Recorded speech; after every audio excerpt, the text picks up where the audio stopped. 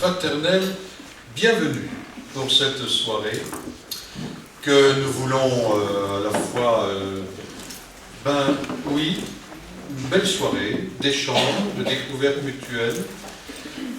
Vous savez que les médias présentent souvent les religions comme ce qui est cause de troubles, facteur de guerre, de conflits de toutes sortes. Or, dans l'histoire des traditions religieuses auxquelles nous appartenons, nous savons que les religions, dans leur histoire, ont peut-être usé de violence à certaines périodes de leur histoire. Mais l'histoire montre également que des pouvoirs politiques ou militaires ont très souvent instrumentalisé le religieux à des fins politiques. Est-ce à dire pour autant que les médias ont tort ? Même si le système médiatique pousse fréquemment à mettre les gens en opposition, les uns contre les autres, c'est un peu le but, nous savons néanmoins que nos communautés peuvent être traversées aussi avec plus ou moins de radicalité par des courants identitaires. Et pourtant, aujourd'hui, en organisant ce forum interreligieux, le Buisson Ardent, dans le cadre de ses 50 ans, veut rendre un service. Celui de permettre d'aborder librement la question religieuse. Vous le savez, c'est toujours difficile à aborder. Cette question religieuse, elle est plus difficile à aborder dans des structures semblables à celle du Buisson. Et c'est pourquoi nous avons décidé de manifester cette possibilité, cette liberté à cette occasion pour le cinquantenaire. Alors en proposant notre rencontre, le Buisson Ardent démontre que des responsables religieux sont capables de se mettre ensemble pour dialoguer, s'écouter, s'enrichir mutuellement. Est-ce à dire que nous sommes d'accord sur tout? Non. Bien sûr. Est-ce à dire qu'il faut continuer de s'ignorer alors que nous vivons côte à côte? Non. Très bien. C'est pourquoi ce soir, au Buisson Ardent, je crois qu'on peut dire que nous vivons un événement, celui de la rencontre entre nos différentes traditions religieuses. Et c'est pourquoi je remercie Monseigneur Jean-Louis Papa d'être venu, évêque de Nancy-Toul, Amine Nejdi, qui est le président du Conseil régional du culte musulman et imam à Tomblaine, Alain Lefebvre, qui est le président de la communauté juive de Nancy. Merci beaucoup d'être là ce soir.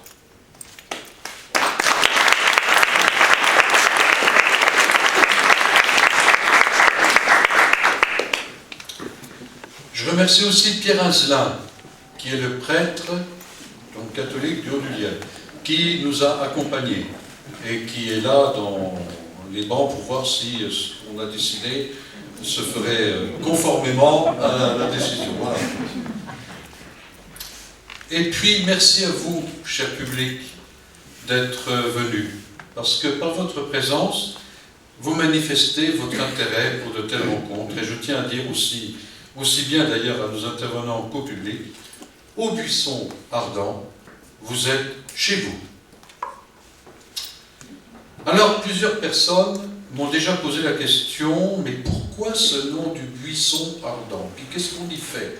Ça a l'air un peu surprenant, voilà. Alors, je voudrais tout d'abord répondre à ces deux questions. Eh bien, pourquoi le nom Buisson Ardent? Eh bien, je vais dire pour se mettre en harmonie avec tout ce qui se passe sur, on disait autrefois le Haut-du-Lierre, maintenant on dit plutôt plateau de Haye, puisqu'il y a des immeubles qui portent des noms d'arbres ou d'arbustes, tilleul argenté, cèdre bleu, les tamaris, j'en oublie. Le blanc, comme...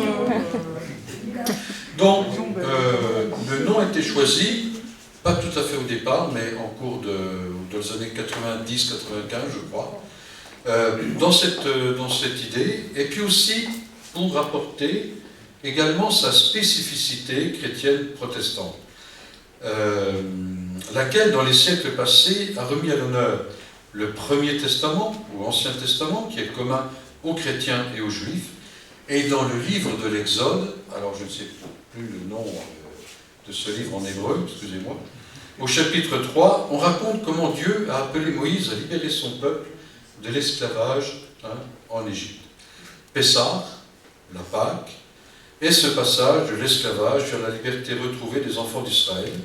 Et les Juifs, d'ailleurs, le vivent chaque année, quand ils font Pâques, et en utilisant également la viande de l'agneau, pour se rappeler que le sang de l'agneau de la Pâque a sauvé les Juifs au moment de cet épisode biblique.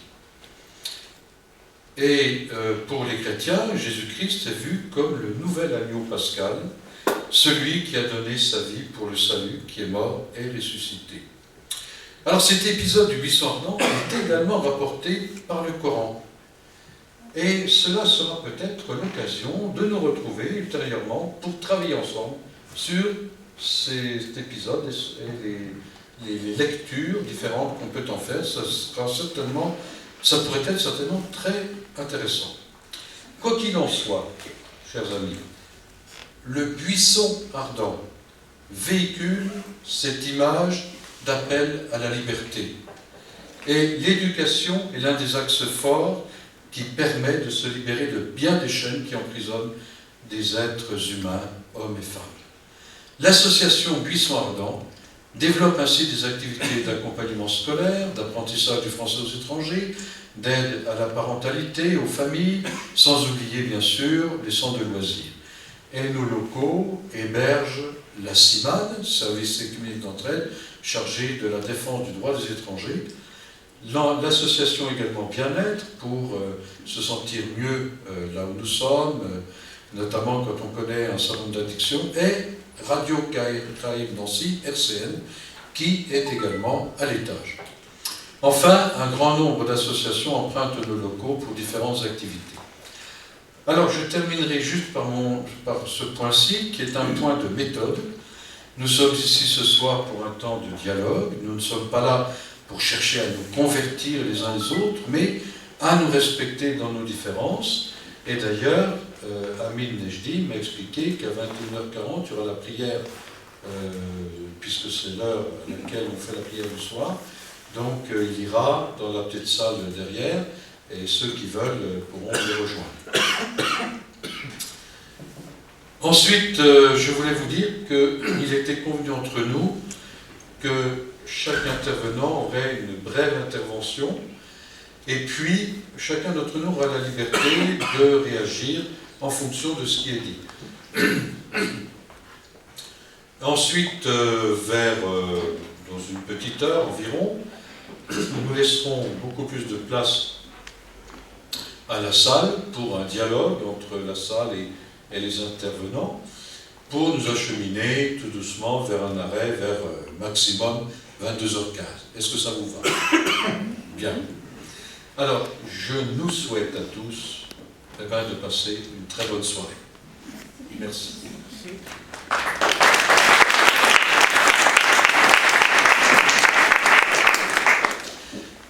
Alors, nous avons décidé d'avoir une première personne qui commencerait.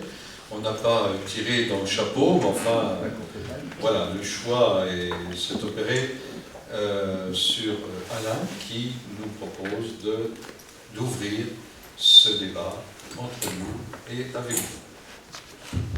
Voilà. Merci bien, Joël.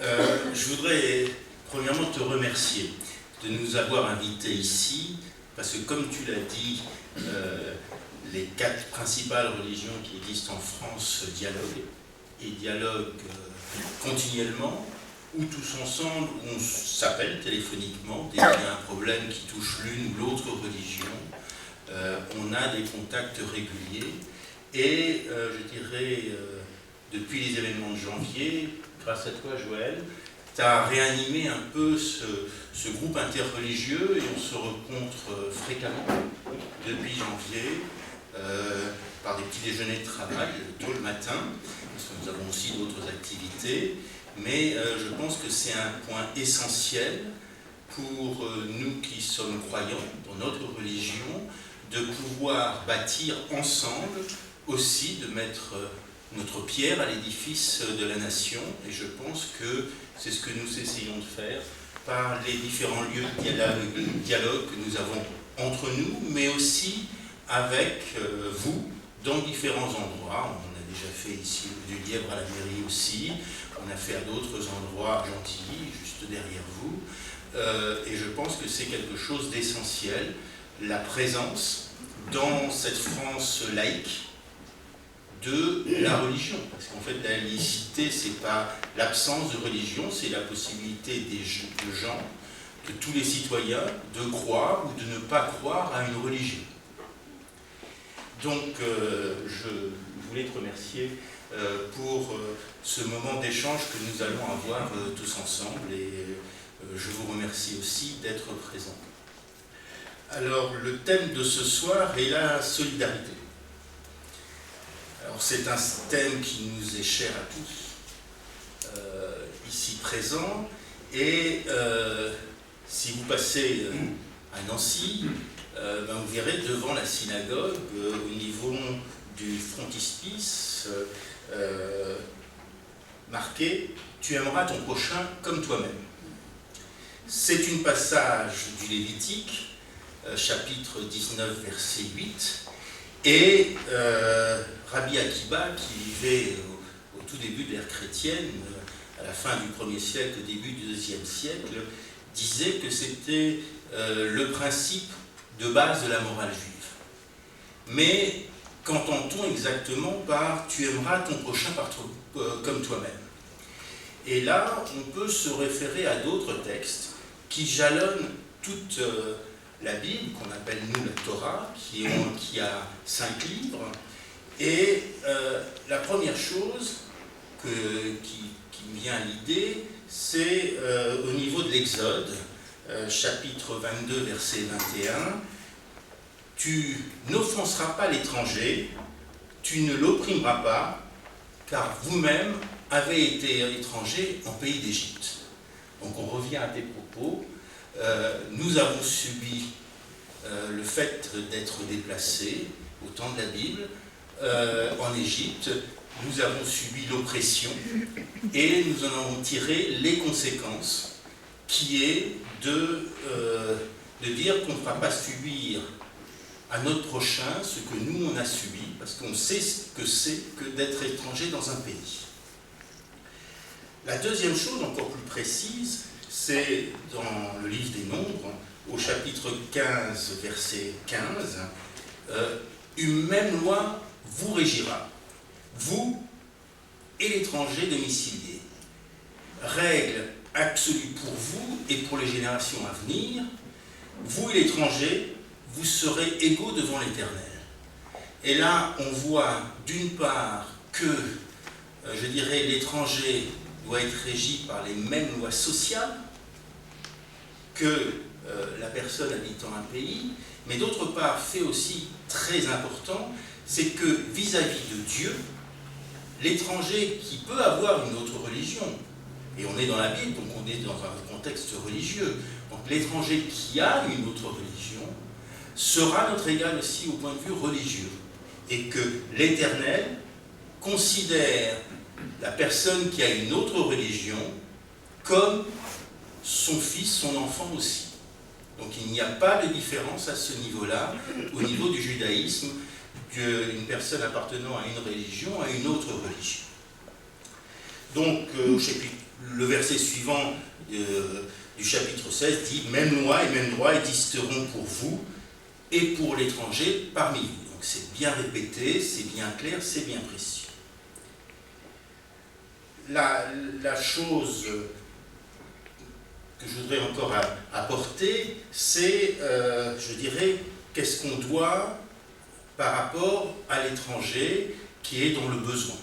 Et là, au Deutéronome chapitre 10, verset 18, nous dit « Dieu fait droit à l'orphelin et à la veuve, il aime l'étranger, lui assurant pain et vêtements. » Et là aussi, on voit un point essentiel, et on y reviendra, je pense, durant les débats. Je ne voudrais pas monopoliser la parole, et je ne parlerai pas de, je dirais, ce que nous on appelle la tzedaka, qui est plus communément appelée la charité, mais je pense que dans la discussion, on en parlera un peu plus tard. C'est quelque chose d'important que je dirais que toute personne puisse vivre décemment, et on a tout un nombre de lois concernant la charité et la façon dont elle se fait, pour ne pas mettre la personne qui a besoin d'aide dans une position d'infériorité. Mais ça, je pense qu'on en reparlera. Et je voudrais, pour conclure, dire que pour nous, la solidarité, c'est la recherche et le respect de la dignité humaine, et c'est ça l'essentiel. Qui dit dignité humaine dit le respect de l'autre, le respect de ses valeurs, mais dit aussi le respect des valeurs du pays d'accueil. Et là, l'histoire nous a montré la réponse qu'ont fait le Sanhédrin, c'est-à-dire une assemblée de rabbins et de présidents de communautés au moment de Napoléon, où il y a eu un certain nombre de questions qui ont été posées pour savoir si le judaïsme était compatible avec la France. Et là, c'est le respect du pays d'accueil. Mais je pense que la solidarité, c'est avant tout le devoir d'aller vers l'autre. Merci, merci beaucoup Alain. Est-ce que quelqu'un veut réagir sur ce que Alain a dit, s'il y a tel ou tel aspect qui... oui. Alors, moi, j'ai été sensible à ce que tu as dit, à savoir que une vraie solidarité, finalement, considère l'autre à égalité. Il n'y a pas une attitude de surplomb de celui qui vient à l'aide de quelqu'un vis-à-vis de celui qui est aidé. Et donc, une vraie solidarité doit se jouer une sorte de réciprocité. Je suis assez sensible à cela, à savoir qu'il n'y a pas celui qui aide et celui qui est aidé, il n'y a pas celui qui donne et celui qui reçoit. Je pense qu'il y a une réciprocité du don qui se fait de part et d'autre. Je suis sensible à cet aspect.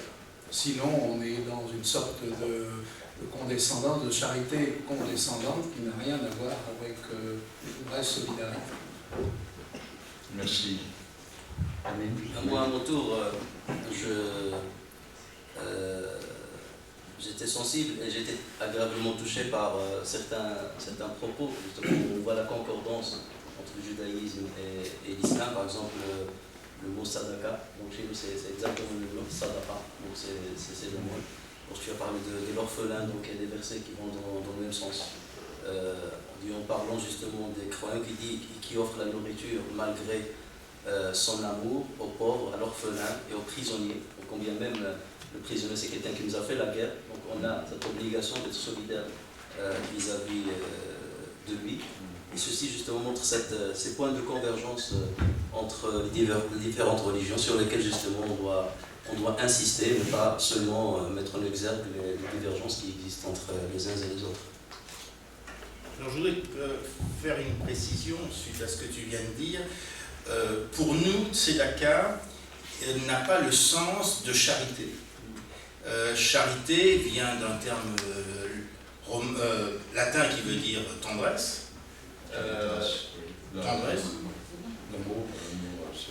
Caritas. Caritas, c'est la... Et par contre, tzedaka, c'est peut-être difficile à traduire en français. C'est la racine tzadek, c'est-à-dire la justice. C'est la justice. C'est-à-dire que dans cette obligation de donner, parce que c'est une obligation, je dirais, nos rabbins ont même été jusqu'à quantifier la chose en disant que c'est 10% de ce qu'on gagne, qu'on doit donner à l'autre, si on peut le faire. Et même, ils vont même plus loin en disant que il faut même permettre à la personne à qui on donne de pouvoir lui aussi donner à quelqu'un d'autre. Parce qu'il y a plus pauvre que lui, et deuxièmement, il faut qu'il ait la possibilité, pour qu'il ait l'égalité, de pouvoir lui aussi donner. Donc ça, c'est la justice prise dans un sens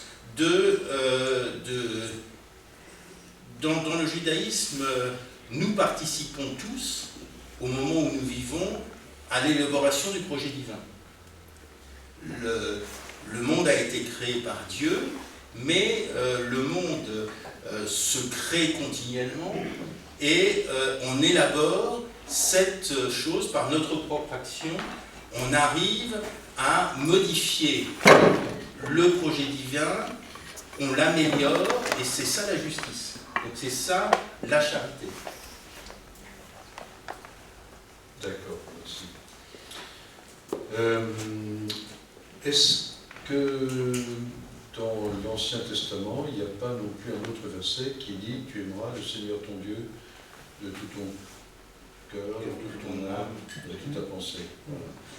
Et je me rappelle qu'un des exégètes que je suivais, quand j'ai fait mes études de théologie, disait « Jésus-Christ n'a pas inventé quelque chose de nouveau, il a simplement mis ensemble « Tu aimeras ton prochain comme toi-même ». D'abord, tu aimeras le Seigneur ton Dieu de toute ta force, de toute ton âme, de toute ta pensée. Et l'autre commandement qui est semblable, tu aimeras ton prochain comme toi-même. Il les a mis, au fond, sur le même rang. C'est ça qui a peut-être joué. Et c'est pourquoi je vais peut-être laisser la parole à Jean-Louis, parce que nous avions convenu d'intervenir dans ce sens, ne vous inquiétez pas.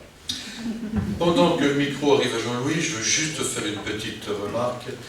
Ne vous inquiétez pas, c'est pas parce que je suis un peu à côté que je suis expulsé, mais simplement c'est que notre estrade n'est pas assez grande.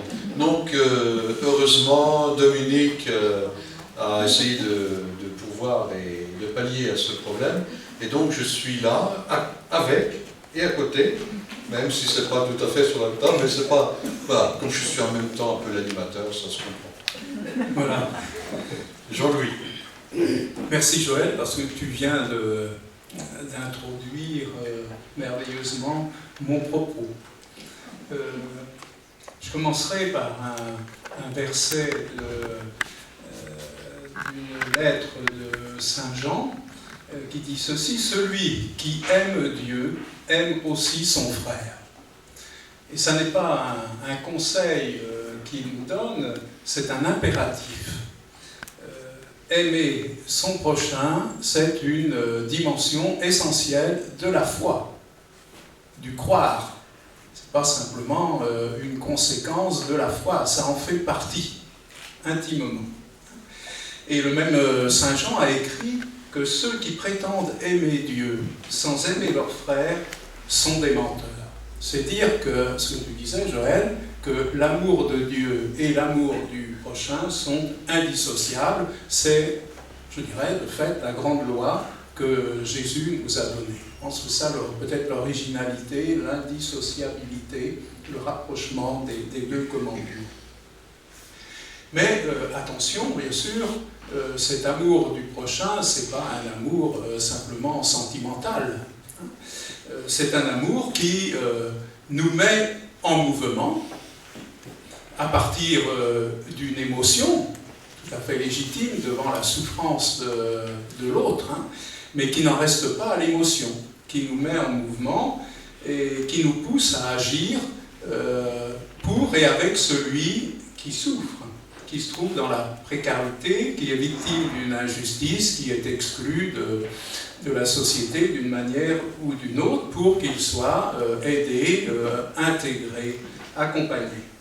Et la solidarité, pour moi, c'est la concrétisation de cet amour de l'autre. Et c'est ça que nous appelons la charité.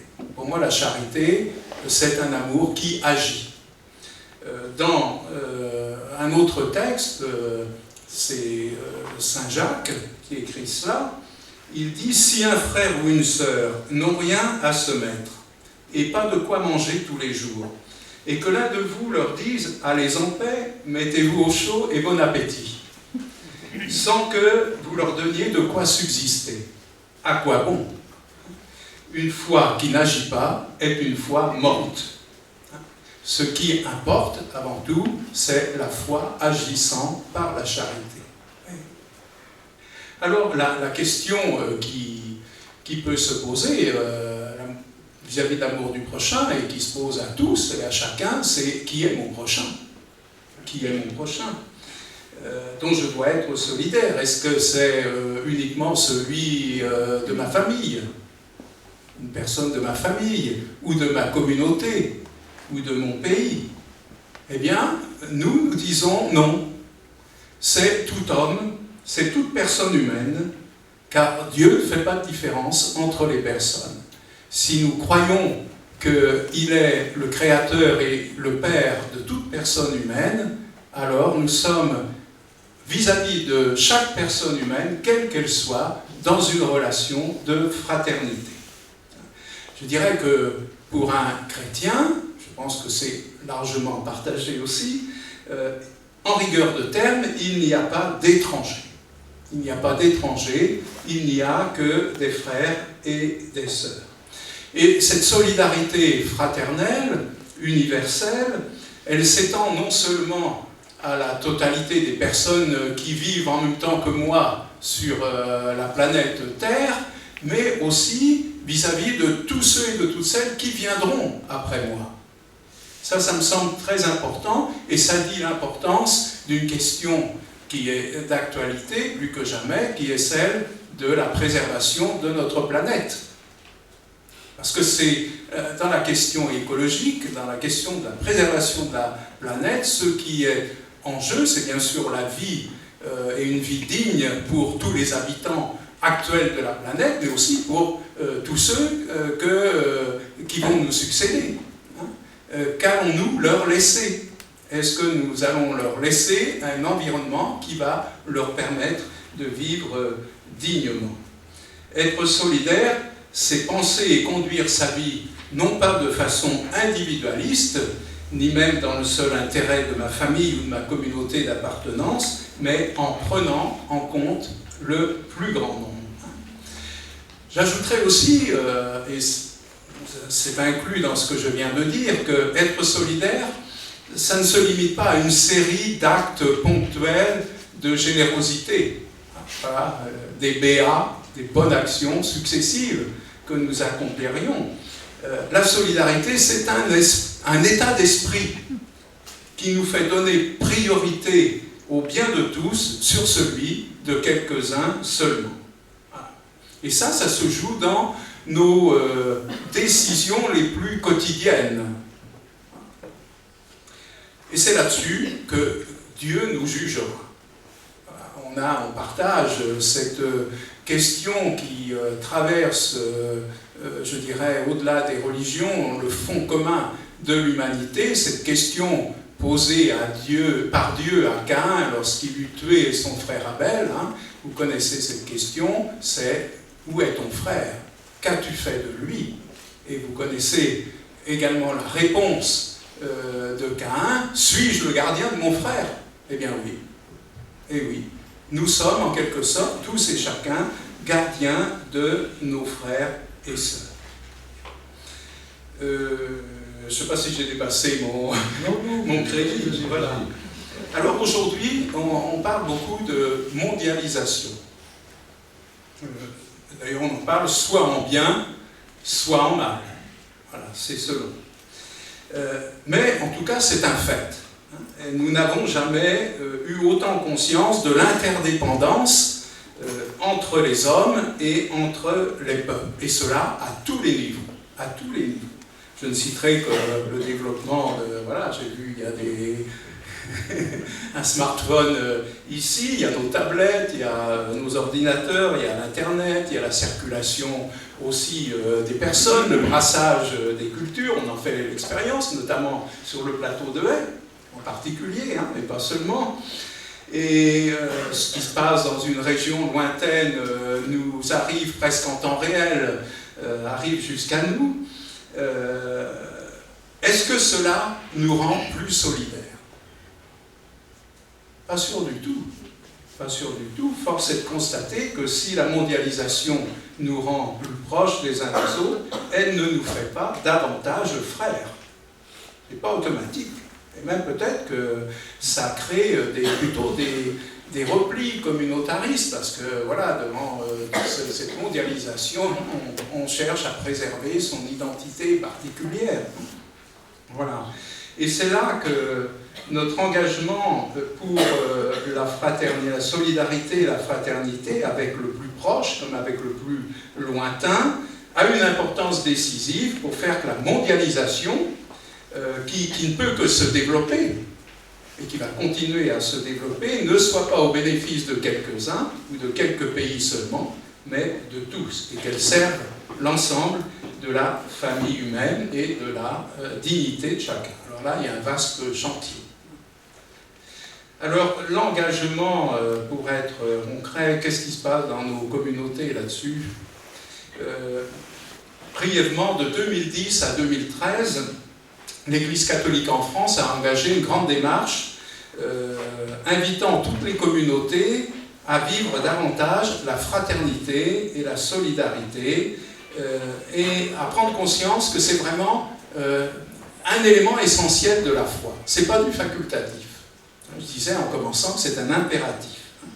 Et le diocèse de Nancy, c'est comme tous les diocèses en France, a participé à cette démarche qui a abouti à un grand rassemblement de 12 000 personnes en mai 2013. Et dans le message final, il était rappelé que la fraternité n'était pas une option, mais une nécessité, et qu'elle devait se vivre dans la réciprocité. C'est un peu ce que je soulignais à l'instant, et je n'en dirai pas plus là-dessus. Sinon, il y a une phrase qui m'avait beaucoup marqué dans ce rassemblement, c'est celle-ci. Personne n'est trop pauvre pour n'avoir rien à partager, et personne n'est trop riche pour n'avoir rien à recevoir de ceux qui ont le moins. Ça me paraît quelque chose à afficher sur son miroir dans sa salle de bain. C'est tout à fait essentiel. Voilà, je vais m'arrêter là-dessus, parce que je vais continuer les échanges au cours de la soirée. Merci Jean-Louis. Juste peut-être, parce que tout le monde ne connaît pas forcément l'organisation de l'Église catholique, un diocèse, c'est quoi? Un diocèse, ça correspond à la communauté des catholiques, en gros, vivant sur un département, et qui se trouve une communauté sous la responsabilité d'un évêque. Voilà. Il y a à peu près un peu plus de 90 diocèses en France, voilà, pour faire bref. Donc pour le diocèse de Nancy et Toul, ça correspond exactement au département de Meurthe-et-Moselle. Si, le PIO fait partie du département, oui, jusqu'aux frontières, Luxembourg et Belgique. Oui. Mais après, il y a un autre diocèse, la Moselle, un autre diocèse, c'est la Meuse, un autre, ce sont les Vosges. Est-ce que, Amine ou Alain, il y a des réactions comme ça qui viennent immédiatement à l'esprit par rapport à ce qu'a dit Jean-Louis Papin?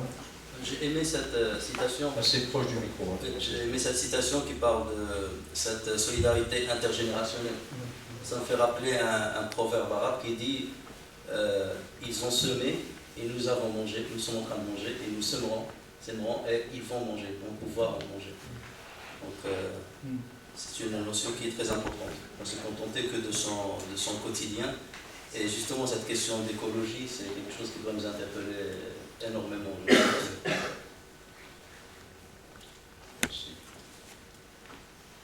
Oui, moi, un autre terme qui m'a plu, c'est la charité, c'est l'amour qui agit. Je pense que c'est quelque chose qui est pour moi essentiel dans le mouvement.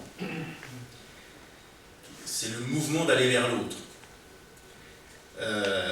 C'est le mouvement de reconnaître l'autre en tant qu'être humain et de lui redonner sa dignité. Sa dignité doit être donnée sans que pour cela nous devons nous enorgueillir de lui redonner cette dignité. Et là, nos textes sont extrêmement précis, disant que quand on donne, et il y a toutes ces Maïmonides qui était un rabbin du XIIe siècle qui a mis ça en exergue, disant exactement quels sont les degrés dans cette tzedaka, dans cette charité, et disant que le plus haut degré, c'est donner la possibilité à l'autre de faire sa vie et de pouvoir, je dirais, nourrir sa famille et donc lui donner un travail. Ça, c'est le plus haut degré, parce qu'on lui donne toute sa dignité.